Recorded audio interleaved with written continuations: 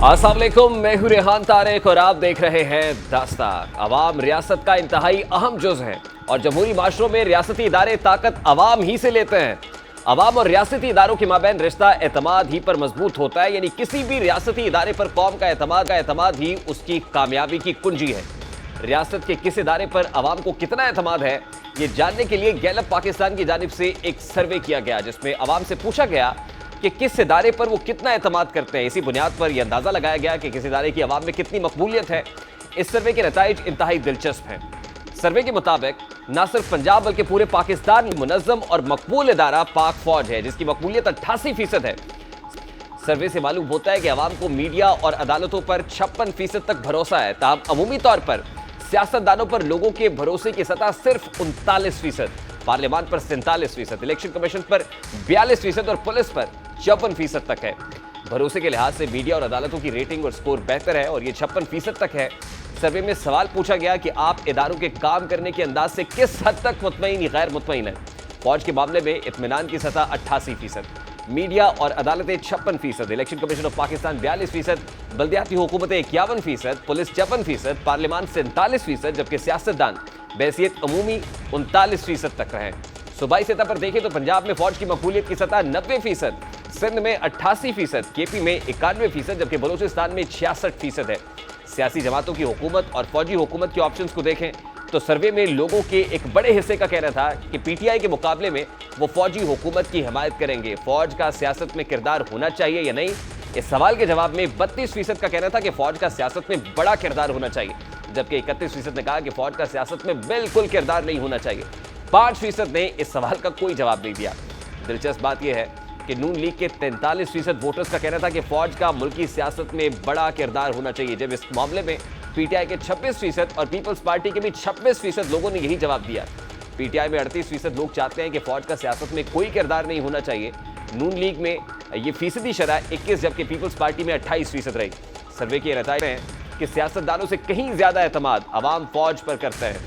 फौज रियासत का एक अहम इदारा है जो उसूली तौर पर मुक़्तदरा को जवाबदेह भी है, मगर इस सर्वे के नताइज को देखकर कहा जा सकता है कि अगर फौज को इलेक्शन लड़ने की इजाजत दे दी जाए तो शायद सभी सियासी जमातों और सियासतदानों को मात देकर फौज ही इंतखाबात में क्लीन स्वीप कर जाएगी। यह अमर काबिल गौर है कि यह सर्वे जुलाई में कराया गया, यानी सानिया 9 मई के ठीक 2 महीने गुजर जाने के बाद, एक ऐसे वक्त में कि जब एक सियासी जमात के कायदीन और कारकुनान बराह रास्त फौज के खिलाफ प्रोपेगेंडा करने और कीचड़ उछालने में मसरूफ थे।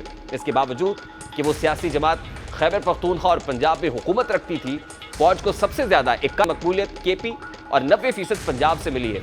यानी इन दोनों सूबों से जहां तहरीक इंसाफ की हुकूमत थी, तब भी अवाम ने एतमाद का वोट फौज की झोली में डाला है। इसके अलावा इस सर्वे में सियासतदानों की मकबूलियत बारे भी दिलचस्प नताइज सामने आए हैं। सियासतदानों में देखें तो चेयरमैन पीटीआई की मकबूलियत 7% है, उनके बाद साद रिजवी और परवेज लाई का नाम आता है और दोनों की मकबूलियत 38% है। शाह महमूद कुरैशी 37%, नवाज शरीफ 36%, शहबाज शरीफ 35%, मरियम नवाज 30%, शाहिद खाकान अब्बासी और दीगर 28%। पंजाब में देखें तो चेयरमैन पीटीआई की मस्बत मकबूलियत की सतह 58%, साद रिजवी 49%, परवेज लाई 49%, शाह महमूद कुरैशी 43%, शहबाज शरीफ 43%, नवाज शरीफ 41%, शाहिद खाकान अब्बासी और दीगर 33% पर हैं। मकबूलियत की इस फहरिस्त में बिलावल भुट्टो का नाम शामिल नहीं है और सर्वे के मुताबिक मस्बत लिहाज से सबसे ज्यादा मकबूलियत की सतह पीटीआई हुकूमत को अपनी माशी कारकर्दगी की वजह से मिली और ये 64% तक रही। सियासी जमातों के हवाले से देखें तो सर्वे में शामिल लोगों की 38% तादाद पीटीआई, 16% नून league, 10% peoples party, 15% TLP, 9% Jamaat Islami, 6% MQM Pakistan को बहुत ज्यादा पसंद करते हैं। 44% लोगों ने कहा कि उन्होंने 2018 के इलेक्शंस में पीटीआई को वोट दिया था, जबकि 23% ने नून लीग, जबकि 16% ने पीपल्स पार्टी को वोट दिया था। अगर इलेक्शंस आइंदा हफ्ते हो जाए तो नून लीग के वोटर्स से दुगनी तादाद में वोटर्स पीटीआई को वोट देंगे। हर 5 में से 2 यानी 37% अफराद का कहना था कि अगर चेयरमैन पीटीआई सदर ना हो तो पीटीआई को वोट देंगे। यानी पीटीआई के वोटर्स की आधी तादाद का कहना है कि भले ही चेयरमैन पीटीआई पार्टी के सदर ना रहे, वो फिर भी पीटीआई को वोट देंगे। अगर पीटीआई इलेक्शंस में हिस्सा ना ले तो पीटीआई के वोटर्स की तकरीबन चौथाई तादाद नून लीग को वोट देगी। सर्वे के मुताबिक 2 में से 1 शख्स का कहना था कि वो खुद को अपनी मनपसंद सियासी जमात का सख्त हामी समझता है। एक सवाल कि अगर इलेक्शंस आइंदा हफ्ते हो जाएं तो आप किस जमात को वोट देंगे, इसके जवाब में सर्वे में पंजाब से शामिल लोगों की 41% तादाद ने पीटीआई, 26% नून लीग, 4% पीपल्स पार्टी, जबकि 6% ने टीएलपी वगैरह को वोट देने का बताया। अगर हर सूबे के हवाले से नताइज को अलग-अलग रखा जाए तो मालूम सर्वे की आदाद-ओ-शुमार से पता चलता है कि सिंध में 36% का कहना था कि वो पीटीआई को वोट देंगे, 35% पीपल्स पार्टी, 3% नून लीग, 2% एमकेएम और दीगर जमातों को वोट देंगे। केपी के मामले में 69% ने कहा कि वो पीटीआई को वोट देंगे, 12% नून लीग, जबकि 2% पीपल्स पार्टी को वोट देंगे। बलूचिस्तान के मामले में पीटीआई सरे फहरिस्त रही और 36% ने कहा कि वो तहरीक इंसाफ को वोट देंगे, 18% ने कहा कि वो पीपल्स पार्टी को वोट देंगे, जबकि एएनपी और नून लीग के लिए 11% अवाम ने आमादगी जाहिर की है। सर्वे से मालूम होता है कि नौजवान वोटर्स जो पहली मरतबा वोट डालेंगे उनमें पीटीआई को नुमाया मकबूलियत है और ये वो नौजवान है जिनके पास बेहतर तालीम और अच्छा इंटरनेट है। शिमाली पंजाब में पीटीआई मकबूल है, जबकि मरकजी और मगरबी पंजाब में कम मकबूल है। कराची में अब भी पीटीआई के लिए भारी मकबूलियत पाई जाती है। नून लीग मरकजी पंजाब और सूबे के दीगर इलाकों में मकबूल है। अच्छे तालीम याफ्ता लोगों के मुकाबले में कम तालीम याफ्ता तबका नून लीग की तरफ माइल है और सर्वे में शामिल लोगों की 35% तादाद का कहना है कि अगर इलेक्शन आइंदा हफ्ते पीपल्स पार्टी को वोट देंगे। अंदरून सिंध पीपल्स पार्टी का वोट बैंक बरकरार है। पीपल्स पार्टी को बलूचिस्तान में भी हिमायत हासिल है। अगर चेयरमैन पीटीआई के सरबराह नहीं रहते हैं वो, तब भी 5 में से 2 अफराद का कहना है कि वो पीटीआई को वोट देंगे। अगर पीटीआई इलेक्शन में हिस्सा नहीं ले तो 24% लोग नून league, 20% peoples party, 8% TLP, 5% जेयूआईफे, 5% Jamaat Islami और 4% एएनपी और 4% एमक्यूएम को वोट देंगे। अब गैलत पाकिस्तान के सर्वे ने पाकिस्तानी सियासत की बहुत सारे पोल खोल कर रख दिए हैं। ये कतई नज़र इस बात से कि इस सर्वे में सैंपल क्या इस्तेमाल किया गया है, सैंपल साइज़ क्या है, कौन कौन से इलाके शामिल किए गए, यानी डेमोग्राफिक्स क्या है, एज के एतबार से किन किन लोगों से ये सवालात किए गए हैं, ये सब बातें सामने आना है। जाहिर है ये सर्वे है और सर्वे पर लोगों को इत्मीनान और अदम इत्मीनान हो सकता है, यानी सर्वे के नताइज को भी शक भरी नज़र से देखा जा सकता है। लेकिन उमूमन जो सर्वेज आते हैं उसको पाकिस्तान में पॉलिटिकल पार्टीज़ जब उनकी हक में आता है तो उसको ढंडोरा पीटते हैं, सेलिब्रेट करते हैं। जब मुखालिफत में आता है तो जाहिर है उस सर्वे को नेगेट किया जाता है, रद्द किया जाता है कि सर्वे ठीक नहीं हुआ है। बाहरकैफ है तो सर्वे ये ओपिनियन है, ये लोगों की राय पर मबनी चीज़ है और एक निजी इदारे की तरफ से सामने आया है। ताब इस सर्वे के अंदर जो बात देखने की है वो ये कि फ़ौज पर तो बहुत एतमाद कर रहे हैं लोग, लेकिन जो पॉलिटिकल स्टेक होल्डर्स हैं, सियासी जमातें और सियासतदान हैं, उन पे एतमाद का खासा फुकदान पाया जाता है।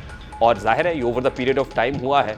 सियासतदानों ने अपनी गलतियों से सीखा नहीं है, उन्होंने अपने मैले कपड़े मीडिया और अदालतों में धो धो कर इदारों की कारकर्दगी तो बेहतर बना दी है, लेकिन अपनी हैसियत खोई है।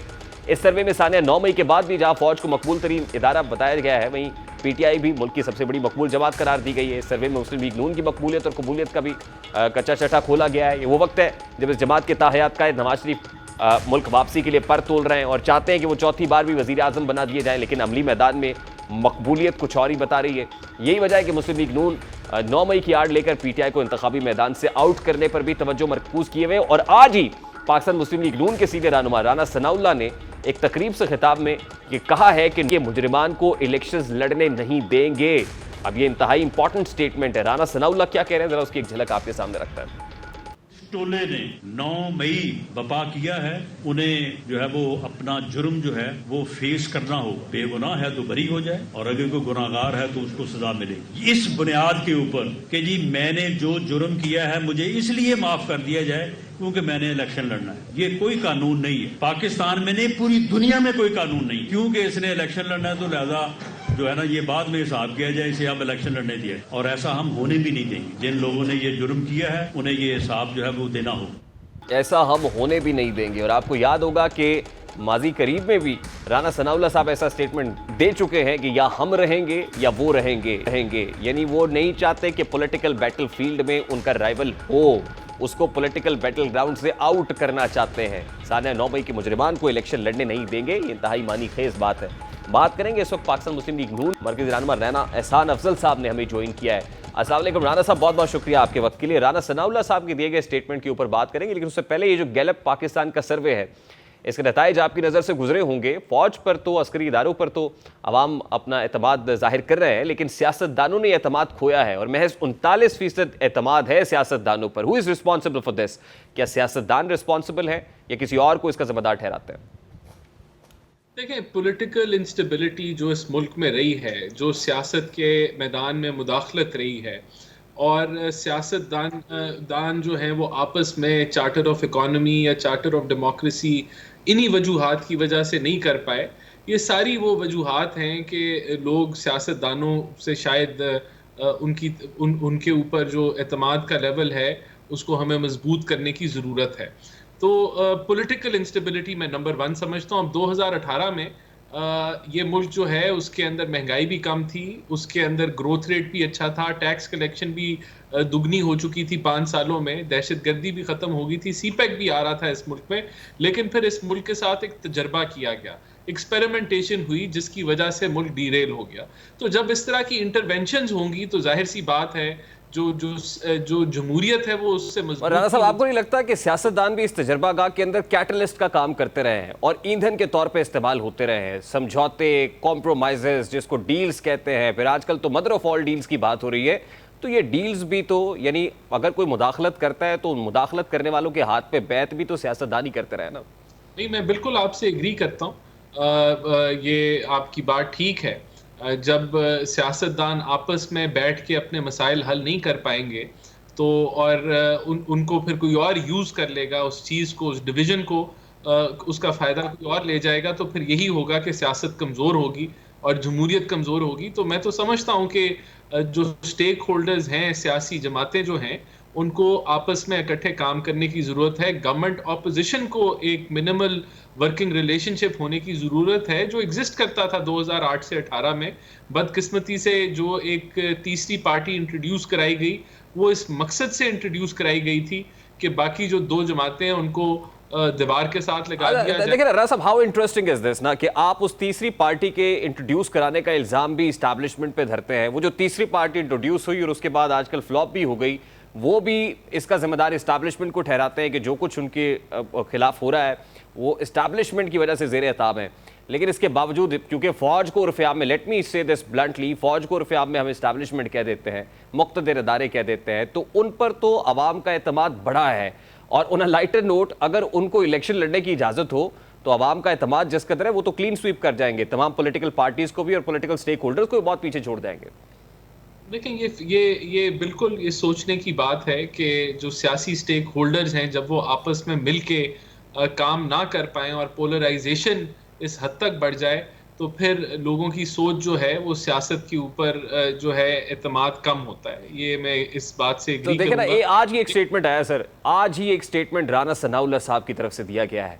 9 मई के मुजरिमान को कटहरे में लाएंगे, इलेक्शन लड़ने नहीं देंगे। 9 मई के मुजरिमान को इलेक्शन लड़ने की इजाज़त नहीं देंगे।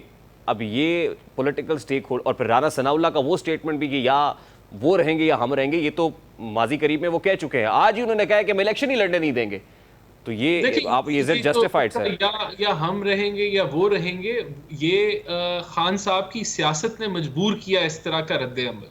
तो ये हमें याद रखना चाहिए कि जब वो इक्तदार में थे, वो अपने कोalition पार्टनर्स को भी इज्जत नहीं देते थे, तो ऑपोजिशन तो दूर की बात।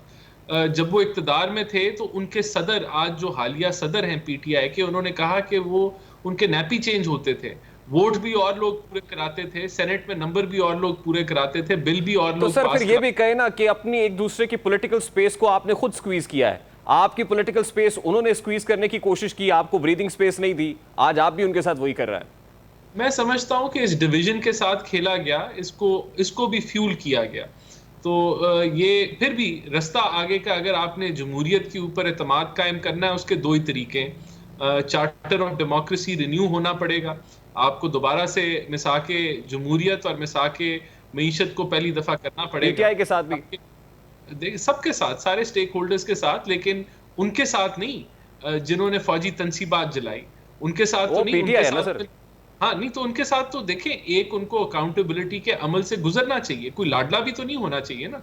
अगर आपने लेकिन ये कहना कि इलेक्शन लड़ने नहीं देंगे, देखें, हमारे नजदीक ये सारा पीटीआई का कारनामा था, जो जिस तरीके से इन्होंने फॉरेन फंडिंग की, जिस तरीके से इन्होंने ऑफिशियल सीक्रेट। सर देखिए, उसके लिए अदालतें मौजूद है ना सर, उसके लिए कॉम्पिटेंट फोरम्स है। आप कहें कि इलेक्शन लड़ने नहीं देंगे, तो क्या आप कॉम्पिटेंट अथॉरिटी हैं? देखिए, हम तो ये एक डिमांड, हम कॉम्पिटेंट अथॉरिटी नहीं है। हम ये डिमांड कर सकते हैं, हम अपनी ख्वाहिश का इजहार कर सकते हैं, और ये ख्वाहिश का इजहार है, लेकिन फैसला अदालतों ने करना है और हम अदालतों को ना इन्फ्लुएंस कर सकते हैं।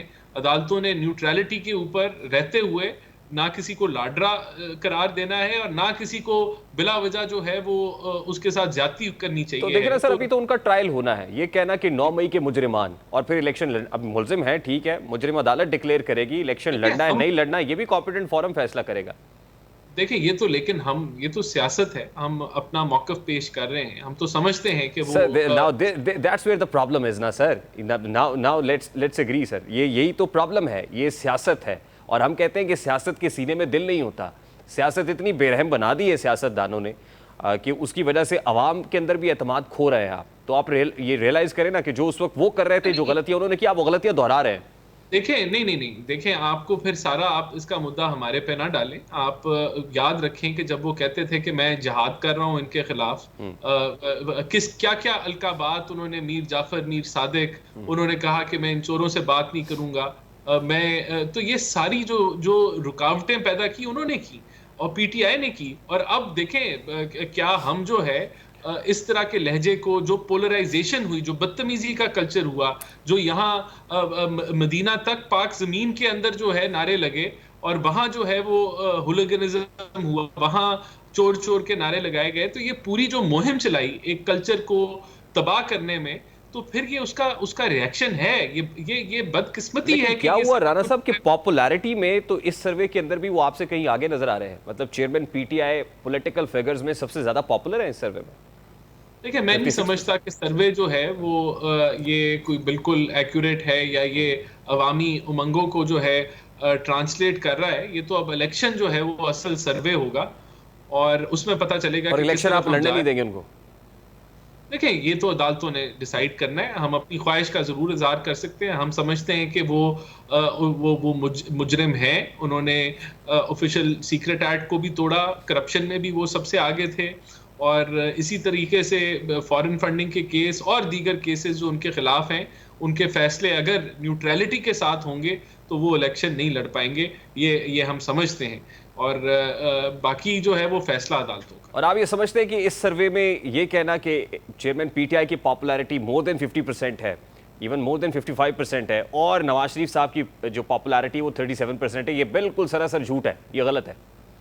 देखिए, ये तो अब उसके सैंपल को चेक करना होगा कि कितना एक्यूरेट है, कितना नहीं है। और मैं समझता हूं कि ऐसा नहीं है। बिल्कुल महंगाई से लोग परेशान हैं, लेकिन जो ये जो असल सर्वे है वो इलेक्शंस होगा और उसमें इंशाल्लाह ताला हम एक भरपूर अक्सरियत के साथ जो है वो जीतेंगे इंशाल्लाह। और जो नैरेटिव है उसके अंदर पीएमएलएन ने डिसाइड कर लिया है कि वो होगा क्या? देखिए, नैरेटिव कोई अनोखा काम नहीं है। इस मुल्क के साथ तजर्बात नंबर 1 खत्म होने चाहिए।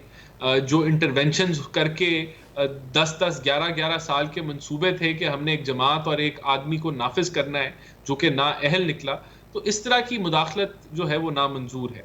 ये नहीं होनी चाहिए। ये मुदाखलत नहीं होगी तो मुल्क जो है 2018 में 5% महंगाई की शरह से ये बात बड़ी खूबसूरत है, लेकिन जैसे पार्टी का नारा लगाते हैं जजेस और जर्नलों के एहतसाब का, तो साथ ही कहीं ना कहीं से कोई आवाज़ उठने लग जाती है, विद इन द पार्टी आवाज़ें उठती हैं और फिर उस नैरेटिव को मजीद सॉफन कर दिया जाता है। तो फिर रहे ना सर, उस पर कायम रहे, डटे रहे कि जजेस और जर्नलों का एहतसाब करना है तो करना है। नहीं, देखिए, एहतसाब तो सबका होना चाहिए। इसमें जो भी जो है कानून को अपने हाथ में लेता है, करप्शन करता है, उसका एहतसाब होना चाहिए और हर मुल्क में होता है एहतसाब। और पाकिस्तान में जरूरत के तहत नहीं, देखें, मैं समझता हूं कि जो एहतसाब का अमल है पाकिस्तान में वो ना ट्रांसपेरेंट है, ना वो उस तरीके से मैच्योर हुआ है। उसको मैच्योर होने की ज़रूरत है और इसके ऊपर ये एक एजेंडा होना चाहिए सियासी जमातों का कि एहतसाब का अमल फ्री, फेयर और ट्रांसपेरेंट हो और सबके साथ हो। हुकूमत में भी जो लोग बैठे हैं उनके साथ भी हो और ऑपोजिशन में जो बैठे हैं उनके साथ भी हो, जजेस के साथ भी हो, मिलिट्री का भी हो, सबका हो। तो ये तो एक जो फर्स्ट वर्ल्ड ममालिक हैं वहां तो ये चीजें साथ साथ चल रही होती हैं। ये तो हमारी बदकिस्मती है कि नैब को एज आला पॉलिटिकल इंजीनियरिंग के लिए इस्तेमाल किया जाता रहा और एहतसाब के नाम पे सियासी मकासद लिए गए। लेकिन अगर हमें आगे बढ़ना है तो एहतसाब सिंगल एजेंडा नहीं होना चाहिए, वो साथ चलना चाहिए। लेकिन सिंगल एजेंडा तो अभी अब गरीब आदमी है जो तकलीफें वो सह कर रहा है वो है मईशत है, लेकिन मईशत आपकी पॉलिटिकल स्टेबिलिटी से बेहतर होगी, और पॉलिटिकल स्टेबिलिटी की ये रिक्वायरमेंट है कि अदारे अपना अपना रोल अदा करें और मुदाखलत ना करें। तो ये सारी नैरेटिव है, ये मैं समझता हूं कि मुनासिब बात है जो अवाम को समझ आए। बहुत बहुत शुक्रिया। राना एहसान अफजल साहब हमारे साथ मौजूद।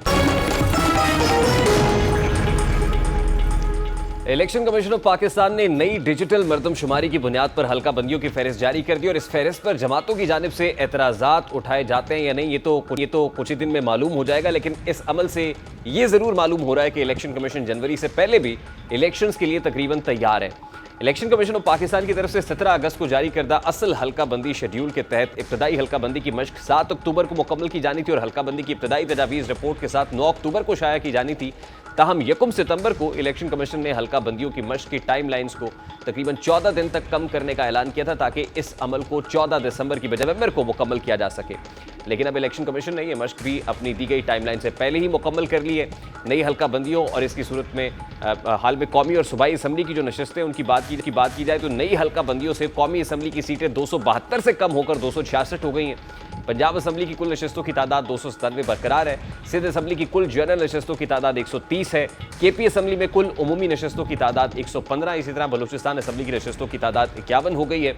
इलेक्शन कमीशन के मुताबिक वफाकी दारुल हुकूमत इस्लामाबाद की आबादी 23,63,863 है। इस्लामाबाद में कौमी असम्बली की नशस्तें 3 है। इस्लामाबाद में कौमी असम्बली की एक नशस्त का कोटा 7,87,954 है। पंजाब की आबादी 12,76,88,922 है, और पंजाब में कौमी असम्बली की नशस्तें 141 हैं। पंजाब में कौमी असम्बली की एक नशस्त का कोटा 9,05,595 है। पंजाब में सूबाई असम्बली की नशस्तें 297 हैं। सूबाई असम्बली की एक नशस्त का कोटा 4,29,929 है। सिंध की आबादी 5,56,96,147 और सिंध में कौमी असम्बली की नशस्तों की तादाद 61 है। सिंध में कौमी असम्बली की एक नशस्त का कोटा 9,13,052 है। सिंध में सूबाई असम्बली की 130 नशस्तें हैं, और अगर कराची की कौमी असम्बली की नशस्तों की तादाद देखी जाए तो 22 है, जबकि सूबाई असम्बली की नशस्तें 47 हो गई हैं। अगर नशस्तें बड़ी हैं तो वो शहरी सिंध के इलाके की बड़ी हैं, कराची की बड़ी हैं, और बज़ाहिर इससे फ़ायदा MQM पाकिस्तान को होता हुआ दिखाई दे रहा है, जो शहरी सिंध की नुमाइंदा जमात भी है। अब इसको किस में कैपिटलाइज करेगी, और बड़ा रिजर्वेशन भी था हल्का बंदियों को लेके MQM पाकिस्तान को। तो MQM पाकिस्तान के रहनुमा अरशद वोरा साहब इस वक्त हमारे साथ मौजूद हैं।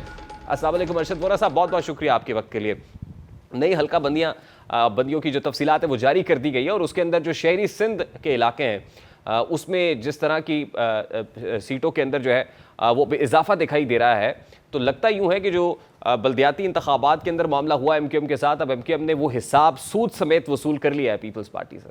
देखिए, बिल्कुल आपने सही कहा कि MQM की मेहनत जो है वो रंग लाई, और मरदमशुमारी जो कि जाहिर सी बात है 10 साल बाद होती है, MQM के कहने पे 5 साल बाद हुई, और गो के उसके नताइज जो है उससे हम बिल्कुल जो है उससे मुतमईन नहीं थे। लेकिन बहरहाल फिर भी जो है comparatively it is much better, और पहली दफ़ा हिस्ट्री में फर्स्ट टाइम जो है कराची की पॉपुलेशन जो है वो 36% इंक्रीज़ हुई है, जो कि कभी भी इससे पहले नहीं हुई है, और ये पूरे सिंध में सबसे ज़्यादा पॉपुलेशन इंक्रीज़ है।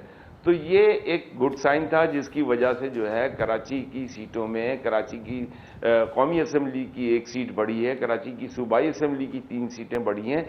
Definitely this is an achievement, ये एक बहुत बड़ा अचीवमेंट है।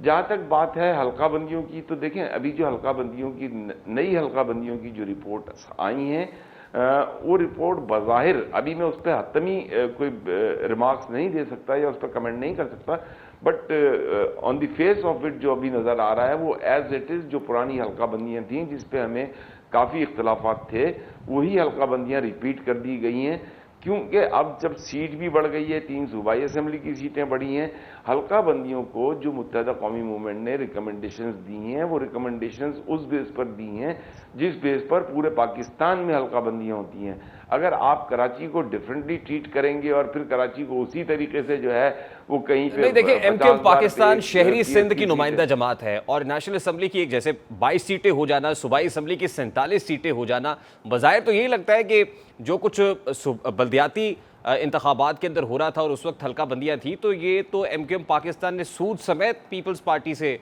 हिसाब पूरा कर लिया है।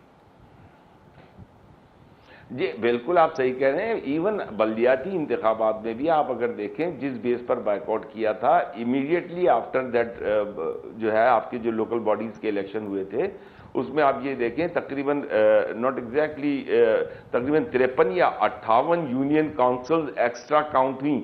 ये आज नहीं तो अगले बल्दियाती इंतखाबात में इस शहर के लिए बेनिफिशियल होगा। इस शहर के लिए ये हमारी एक, ये भी हिस्टोरिकल हमारी एक जीत थी कि हमने इस शहर में इतनी यूनियन काउंसिल्स ऐड करवाई जितनी कि एक बड़े शहर मुल्तान या गुजरांवाले की यूनियन काउंसिल्स होती हैं।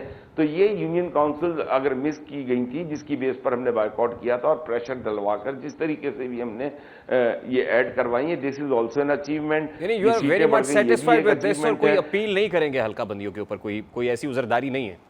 नहीं, हल्का बंदियों पर देखिए सीटें बढ़ना अलग चीज है, डिलिमिटेशन अलग चीज है।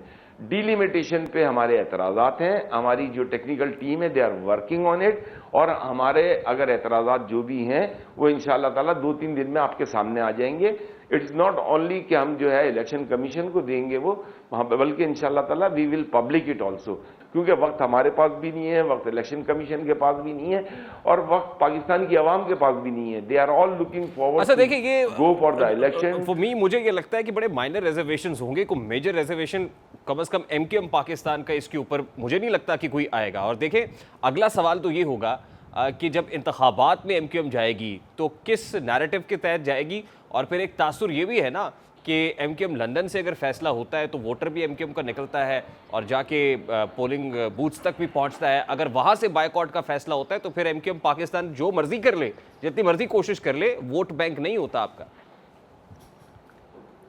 देखिए ये बिल्कुल आज अगर कराची की आवाम के लिए जितना हिस्टोरिकली अगर आप देखें तो कराची की आवाम को जब भी डिलीवरेंस लेवल मिला है वो एमक्यूएम के दौर में ही मिला है। एमक्यूएम जब जब गवर्नमेंट में रही है तो कराची की आवाम को, हैदराबाद की आवाम को, सिंध के अर्बन एरियाज की आवाम को डिलीवरेंस मिली है। और आवाम इस वक्त 15 साल की पीपल्स पार्टी की जो हुकूमत है उसके जुल्म से इतने परेशान हो चुके हैं, इतने तकलीफ में आ चुके हैं कि they definitely want a change and they definitely want कि उनके अपने लोग दोबारा से आए इख्तिदार में ताकि वो आके उनके मसाइल को हल कर सकें। और ये बहुत बड़ा इशू है। एमक्यूएम लंदन जो है वो कोई माने नहीं रखती है। एमक्यूएम लंदन जो है उसका नहीं अर्शद वाला साहब ऐसी बात तो ना करें ना सर। ये तो हमने सर बाय ज़िम्नी इंतखाबात के अंदर भी देखा, और फिर गो के एमक्यूएम पाकिस्तान ने बड़ी कोशिश की है, तमाम धड़े यकजा हो गए हैं, बावजूद इसके वोटर का निकलना। और कराची की जो पॉलिटिकल डायनामिक्स है आपसे बेहतर कौन समझता है सर, जो एमक्यूएम ने डिलीवर किया और जिस दौर में जो कुछ हुआ। आप फिर मुझे एक बात बता दें, आप मुझे अपार्ट फ्रॉम पंजाब की 1-2 बाई इलेक्शंस के अलावा पूरे पाकिस्तान में जो बाई इलेक्शंस हुए हैं वहां आप मुझे बता दें जबरदस्ती 10 से 12% जो बेसिक रिक्वायरमेंट है वो पूरा किया गया है। अदरवाइज ज़मीनी इंतखाबात में टर्न आउट तो ओवरऑल पूरे पाकिस्तान में कहीं भी नहीं हुआ। तो ये कहना कि एमक्यूएम के लंदन के बाइकआउट की वजह से नहीं, ऐसा नहीं है।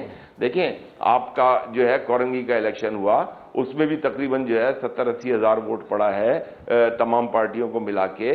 इसी तरीके से आपका बल्दिया कॉलोनी का जो हुआ है उसमें भी 70-80 हज़ार वोट पड़ा है। तो ये कहना बिल्कुल गलत है कि मेरा कंसर्न सिर्फ ये है कि सीटें बढ़ गई, ये आपकी एक अचीवमेंट है, लेकिन अब इसको कैपिटलाइज कैसे करना है ये एक अगला मार्का होगा एमक्यूएम के लिए, मैं ये कह रहा हूँ। इंशाल्लाह देखिए कैपिटलाइज तो आवाम के वोटों से ही होगा ना ये। और अवाम जिस तरह मैंने आपको बताया कि 15 साल से जिस तरीके से देखिए 15 साल में कोई एक मेगा प्रोजेक्ट बता दें, ना कोई पानी पे प्रोजेक्ट आया, ना कोई इंफ्रास्ट्रक्चर पे प्रोजेक्ट आया, ना कोई ट्रांसपोर्टेशन पे प्रोजेक्ट आया, कोई मेगा प्रोजेक्ट बता दें इस शहर के लिए जो कि ये कहा जा सके कि yes it was the deliverance, कुछ भी नहीं हुआ है। ठीक है ना। आज कराची जो है वो मोहनजोदड़ो का समा पेश करता है। आज कराची का जो है निज़ाम आप लोगों को तो बहुत अच्छी तरह पता है, आप लोगों ने तो ये कराची में आज से 15 साल पहले treatment plant TP1, TP2, TP3 चला करते थे। आज 15 साल से बंद पड़े हुए हैं। किसी को ठेका देकर जो है उसको मेंटेनेंस के लिए बंद करा था तो आज तक नहीं चले। सिमिलरली S3 पे अरबों रुपया खर्च हो गया। आप बताइए कि वो S3 पे तो आज एक ईंट लगती नजर नहीं आती, जबकि आप ऑलरेडी अरबों रुपए उस पर खर्च कर चुके हैं। आप K4 पे चले जाएं, K4 को पता नहीं कभी ड्राइंगें बदलते हैं, कभी किसी डिपार्टमेंट को देते हैं, कभी किसी को देते हैं। अब वापडा कर रहा है। आई होप कि ये जो है कराची के अवाम के लिए जल्दी डिलीवर हो। कराची में मास ट्रांजिट जो है कराची जो कि पूरे पाकिस्तान को जो है पालता है, आप ये देखें कि उसका सबसे बड़ा सबसे आखिर में उसके लिए जो है ये ग्रीन लाइन सर्विस आई, जो कि आज तक नवाज शरीफ साहब प्राइम मिनिस्टर थे, उन्होंने ओपनिंग की, आज तक वो ग्रीन लाइन सर्विस ही कंप्लीट नहीं हो सकी है। तो ये तो कराची के साथ कराची महरूमियों का शहर बन गया है। बहुत बहुत शुक्रिया अरशद वोरा साहब, एमक्यूएम पाकिस्तान के रहनुमा हमारे साथ मौजूद थे। बज़ाहिर एमक्यूएम पाकिस्तान कराची की जो सूबाई और कौमी असम्बली की नशस्तें हैं उसके बढ़ने पर खुशी का इजहार कर रहे हैं। वो कहते हैं कि टेक्निकल कमेटी जो है अब वो फैसला करेगी कि अपील में हमने किन टेक्निकल ग्राउंड्स को लेके जाना है, लेकिन सवाल तो वही रहेगा कि कैपिटलाइज अब इन बढ़ती हुई नशस्तों को, यानी 22 कौमी असम्बली की नशस्तें और 47 सूबाई असम्बली की नशस्तों को कैसे कैपिटलाइज इलेक्शंस के अंदर एमक्यूएम पाकिस्तान करेगी। सुप्रीम कोर्ट ऑफ पाकिस्तान में आज फैजाबाद धरना केस की नजरसानी अपील मुकर्रर थी और इस केस की समाअत के दौरान उस वक्त दिलचस्प सूरत हाल पैदा हुई जब नजरसानी दरखास्त करने वाले तमाम फरीकैन ने एक एक करके अपनी दरखास्तें वापस लेने की इस्तदा कर दी। 3 फरीकैन IB, पेमरा और शेख रशीद के बारे में तो पहले से खबरें मौजूद थी कि वो केस की पैरवी में मजीद दिलचस्पी नहीं रखा। आज वफाक, तहरीक इंसाफ और एजाजुल हक की जानिब से भी केस की पैरवी करने से इनकार कर दिया गया और दरखास्तें वापस लेने की इस्तदा की गई। सुप्रीम कोर्ट में समाअत के दौरान अटॉर्नी जनरल ने कहा कि वफाक इस केस में दिफा नहीं करना चाहता। इस पर चीफ जस्टिस ने पूछा कि अब क्यों केस वापस लेना चाहते हैं, पहले कहा गया कि फैसले में गलतियां हैं, अब वापस लेने की वजूहात तो बताएं। इस पर अटॉर्नी जनरल ने कहा कि नजरसानी अपील जब दायर की गई उस वक्त हुकूमत और थी। चीफ जस्टिस ने पूछा कि आपने तहरीरी दरखास्त क्यों दायर नहीं की। अटॉर्नी जनरल जवाब दिया कि मैं अपना बयान दे रहा हूँ। दौरान समाअत पेमरा की वकील हाफिज एहसान ने भी अदालत को बताया कि मैं भी अपनी नजरसानी अपील वापस ले रहा हूँ।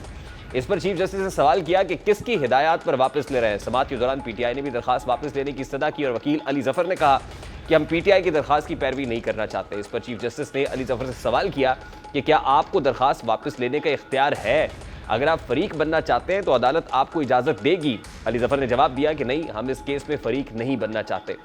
दरखास्त गुजार एजाजुल हक के वकील भी अदालत में पेश हुए। चीफ जस्टिस ने कहा कि हमने तो सिर्फ ISI की रिपोर्ट पर कहा था, कुछ सियासतदानों ने गैर जिम्मेदाराना बयान दिए, हमने किसी का नाम नहीं लिया, आपने खुद से अखज़ कर लिया कि आपका जिक्र है। चीफ जस्टिस ने एजाजुल हक के वकील से इस्तफसार किया कि आप ये कहना चाह रहे हैं कि आपने धरने की हिमायत नहीं की, क्या आप कह रहे हैं कि ISI की रिपोर्ट दुरुस्त नहीं थी, कोई बयान हल्फी दे दें कि आपका मौक़िफ़ दुरुस्त है।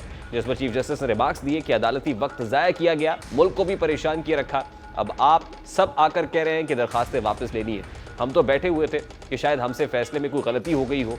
चीफ जस्टिस ने अटॉर्नी जनरल से मुकालमा किया कि मलिक साहब, आप जैसे सीनियर आदमी से ये तवक्को नहीं थी। जस्टिस अतर बिन अल्लाह ने कहा कि क्या सारे इदारों ने यह तय कर लिया है कि जो फैसले में लिखा गया है वो ठीक है, बुनियादी हुकूक के तहफ़्फ़ुज़ से ही मुल्क तरक्की कर सकता है। चीफ जस्टिस काजी फायजीसा ने कहा कि हम ये दरखास्तें ज़ेर इल्तवा रख लेते हैं, किसी ने कुछ कहना है तो तहरीरी तौर पर कहे, यहाँ सब खामोश हैं और TV पर कहेंगे कि हमने सुना ही नहीं। चीफ जस्टिस ने कहा कि अटॉर्नी जनरल साहब, आपने ये सवाल क्यों नहीं उठाया कि नजरसानी दरखास्तें पहले क्यों ना लगी, इलेक्शन कमीशन एक आईनी इदारा है। चीफ जस्टिस ने रिमार्क्स दिए कि लिखे ना कि हमें हुक्म आया था कि नजरसानी दरखास्त की थी, ये भी लिखें कि हुक्म कहाँ से आया था। अगर आप कहना चाहते हैं कि मिट्टी पाओ, नज़रअंदाज करो, तो वो भी लिखें। 12 मई को कितने लोग मरे थे, क्या हुआ, इस पर भी मिट्टी पाओ।